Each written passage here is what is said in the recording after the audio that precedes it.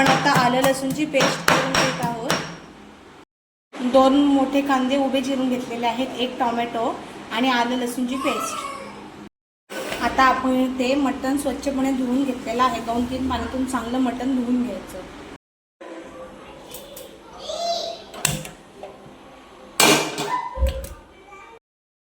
एक मध्यम आकाराचा टोप घ्यायचा आहे आपल्याला, म्हणजे रस्सा किंवा सुक्क तुम्हाला जे काही बनवायचं असेल ते त्या टोपामध्ये बरोबर बनवून होतो त्या मापामध्ये।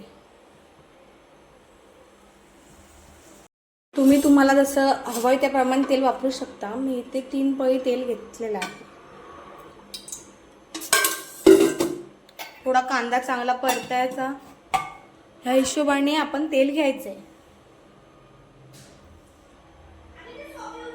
तेल चांगलं तापलेलं आहे तर आपण याला आलं लसूण पेस्ट टाकून घेऊ। आणि माझ्याकडे पेस्ट कोथिंबीर थोडं वाटण होते ते पण मी टाकून देते। घ्यायचंय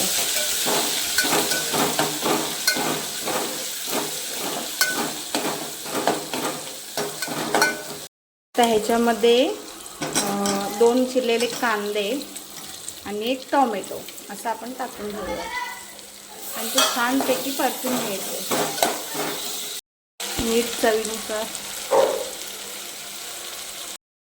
आता ह्याच्यामध्ये मटण टाकून घ्यायचं।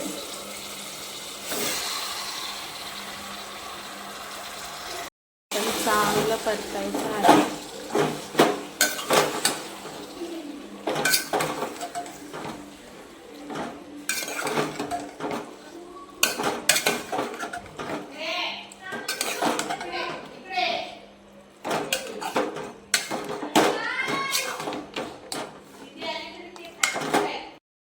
चिकन चांगलं परतून आपण घेतलेलं आहे। आता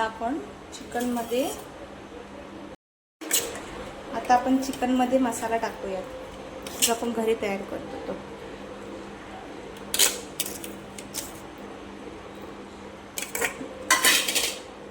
मसाला पण आपल्याला चांगला परतून घ्यायचा आहे।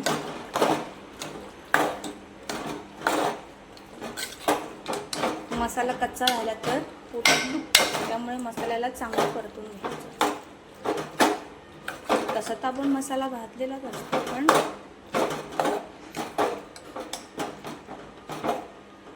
परतून घेतलं, तेल सुटलं का चांगलं पचन होतं।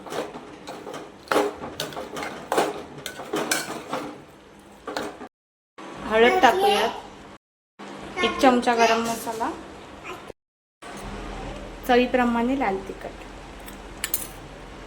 चांगलं शिजून देऊयात।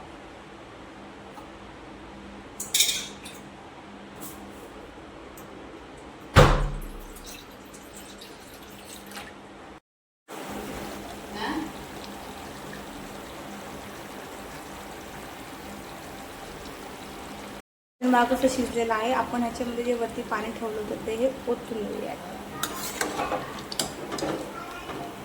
आणि छान अजून 1 मटणाला उकळी येऊन देऊयात।